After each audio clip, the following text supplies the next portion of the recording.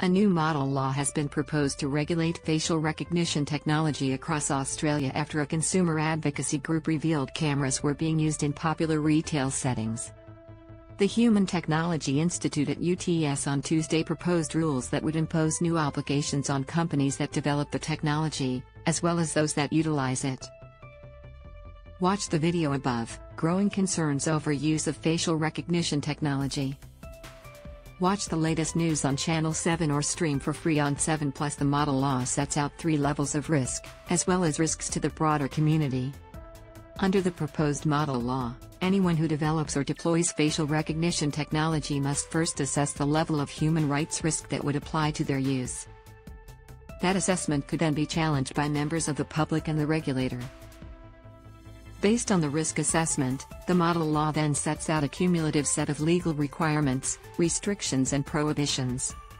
Consent would be a major factor in determining that risk factor, former Australian Human Rights Commissioner and now Human Technology Institute co-director Professor Edward Santos said. When facial recognition applications are designed and regulated well, there can be real benefits, helping to identify people efficiently and at scale, he said.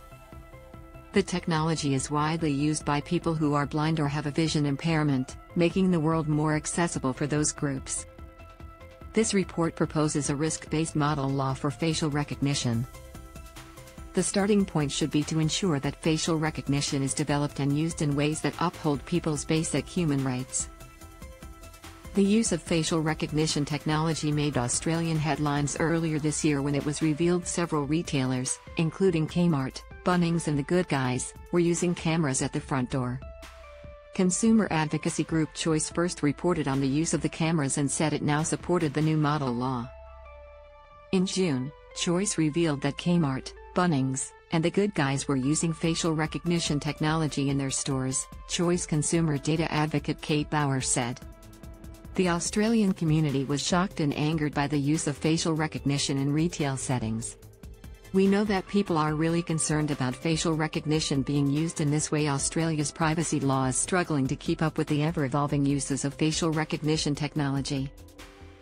We need a specific, fit-for-purpose law to protect consumers from the harms that can occur without proper and clear regulation. Bauer said a dedicated law was a necessity to regulate the expanding use of the technology. A dedicated facial recognition technology law, like the one that's been proposed by the Human Technology Institute, would make it clear exactly what is and isn't allowed when businesses want to use this controversial technology, she said. The use of facial recognition technology will only continue to grow, so we need to regulate it now to prevent further harm to consumers.